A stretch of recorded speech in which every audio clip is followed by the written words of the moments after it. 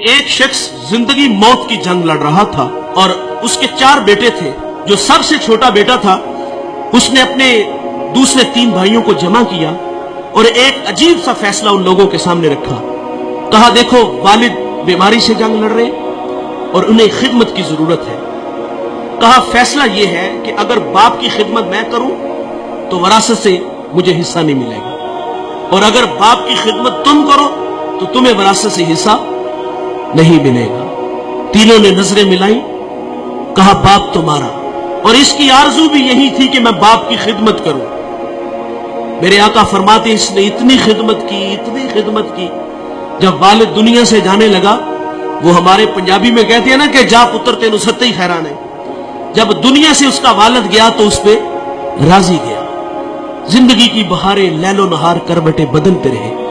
الاختصار، ایک شب وہ سویا اور خواب میں کوئی اللہ کا بندہ ملا. اس نے کہا کہ فلاں شجر کے نیچے 100 درہم پڑا ہے، جاؤ اٹھاؤ اور لے آؤ. وہ کہتا ہے کہ آیا کہ اس میں برکت ہے؟ کیونکہ کثرت اور ہے برکت اور ہے. کہا اس میں برکت نہیں ہے. صبح اٹھ کے وہ خواب اپنی بیوی کو سنایا تو بیوی نے کہا گھر کے حالات آپ کے سامنے ہیں، ہمارے گھر میں فاقے ہیں، تو جائیں اور جا کے اٹھا لیں. کہا نہیں جاؤں گا.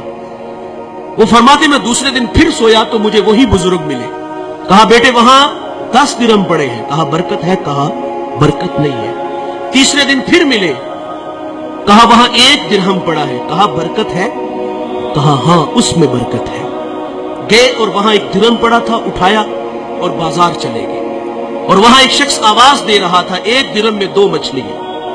کہتے میں نے درہم دیا اور مچھلیاں لے کے گھر آ گئے اور ان کے پیٹ چاک کیے اور دونوں سے ایک قیمتی موتی نکلا. وہ موتی لے کے بازار گیا، سنار کو دکھایا تو اس نے کہا پورے بازار میں اس کی قیمت کوئی نہیں دے سکتا. بھلا زمانہ تھا، آج تو دھا لگا لیتے ہیں نا. کہا پورے بازار میں اس کی کوئی قیمت نہیں دے سکتا. یہ بات بادشاہ وقت تک پہنچی.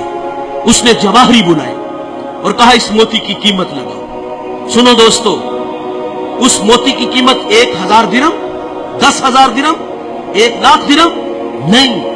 اس ایک موتی کی قیمت 30 خچر.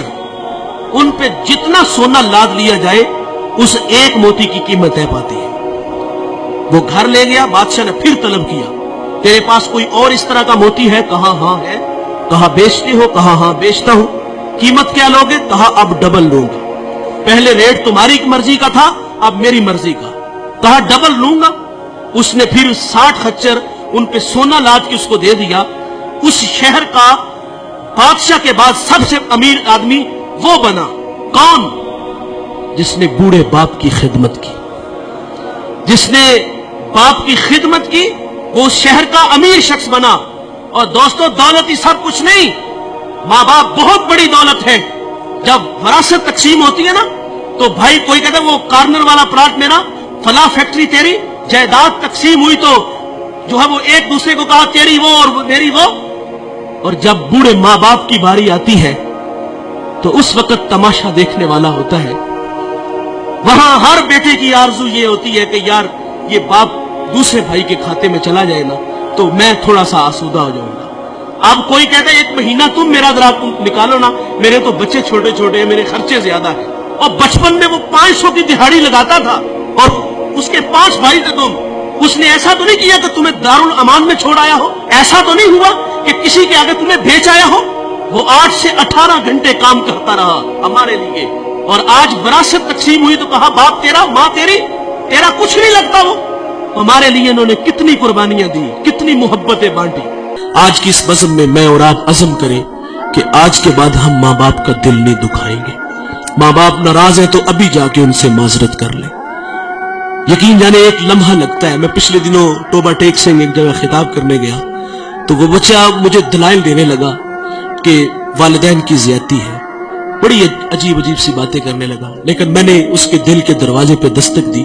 اللہ کا شکر ہے کہ وہاں جھٹکا لگا اور وہ مجھے کہتا وہ نہیں مانے گے. میں نے کہا جاؤ تو صحیح یار. وہ کہتے میں کل جاؤں گا. محض زندگی وفا کرے نہ کرے جاؤ یار. وہ 10 منٹ بعد واپس آیا. وہ کہتے یار یہ تو کائنات ہی عجیب سی ہے. میں بس جا کے ہاتھ باندھ کے کھڑا ہوا ہوں اور مجھے میرے باپ نے مجھے سینے سے لگا لیا. یہ بڑے کمال کے لوگ ہیں، ایک بار ملیں گے دوبارہ نہیں ملیں گے۔ اللہ تعالیٰ سے دعا ہے کہ اللہ ہمیں ان کی قدر کرنے کی توفیق عطا فرمائے۔ اس ویڈیو کو شیئر ضرور کریں، ہو سکتا ہے آپ کے ایک شیئر سے یہ بات کسی کے دل میں اتر جائے۔